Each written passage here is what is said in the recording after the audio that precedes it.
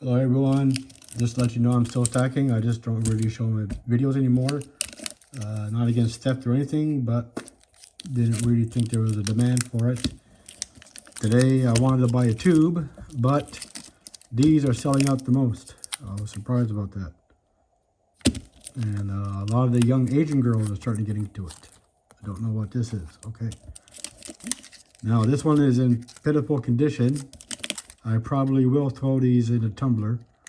I don't know what some people say, but I do clean. This is bullion. This is not premium or numismatics. So American Silver Eagles. As you saw in the previous post, it was my birthday 2 days ago when I was in New York. And Kitco had a branch there.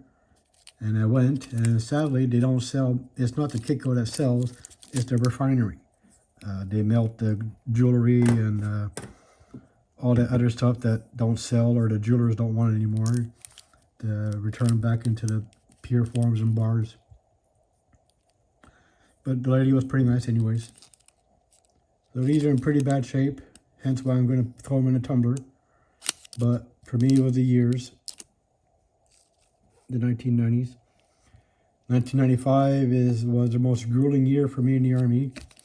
It was GMT and then BMQ.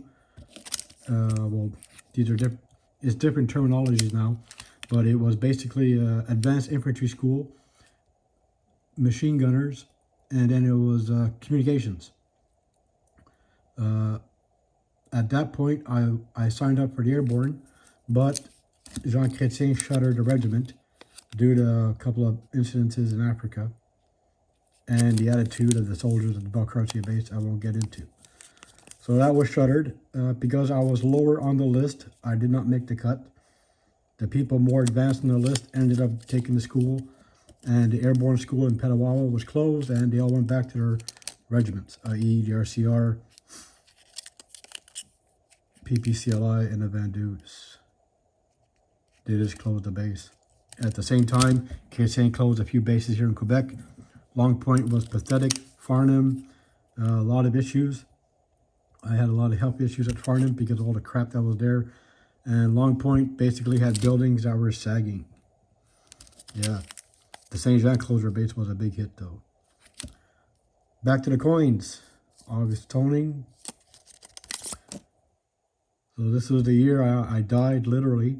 And we did the advanced infantry course during a 30 to 35 degree heat wave. That's in the 80s to 90s for you Americans. So as we know, the Silver Eagles is not like the other coins. Basically, you flip it, and there you go. That's in pretty bad shape. Now let's see this one. 1996, milking but no toning. And as you see by the way I'm holding it, you always hold it by the edges. You never put your fingers. This is probably what this is from, people holding it from their fingers. Whereas the spots is from the cleaning solutions they use. Royal Mint had a major issue with this. This means this was not rinsed properly at the mint, but still, it's in nice condition. Yes, I'm Canadian, but I do have an affinity for the American Eagles. I had a lot of these growing up. Whenever we traveled down to Massachusetts or Florida, my dad would always buy us one of these every year. And sadly, back then, I did not know the real value of it, and I gave them away as gifts or tokens to friends and ex-girlfriends. So I hope that they kept on to it. So just a quick little video showing I still buy silver, and the reason why I have two and not the tube, like I said, these were his last two. It sells the most here in the South Shore. People always want this. And I bought these for 60 each. 120 bucks for 2 coins. So yeah, for now, I'm going to stop buying coins individually. When I purchase silver in the future, it's going to be in tubes, because you get a better deal. So this was a shock, but I wanted them mainly for my birthday. I wanted the tube, but you know, You get what you can get, what's available. When I was shopping, it was full of young Asian girls. So I'm happy to see that the younger generation is taking up investment. For the past few years, it's always old folks in smelly clothes and big bushy beards full of breadcrumbs. Stink of fucking shit. So, to all you new stackers, welcome. Hope you don't get scammed. Get educated. There's tons of videos. I've already made a couple of videos on how to spot fakes, the proper tools, and how to judge it. And I'm at the point where I don't need those tools anymore. I can tell right away.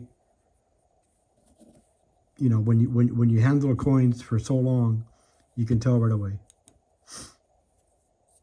Sorry about my dirty nails. So that's it. 2 silver American Eagles from the 90s. And I'm glad I went to get them because there are dates that are specific to me in my life. So these are going in the tumbler along with my other brass that I went to the range. Good night, YouTube.